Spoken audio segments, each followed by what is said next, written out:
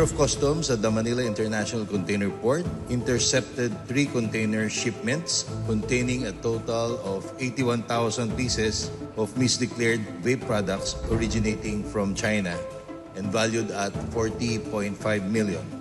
So initially, ang declaration niya is kitchenware and cutting boards.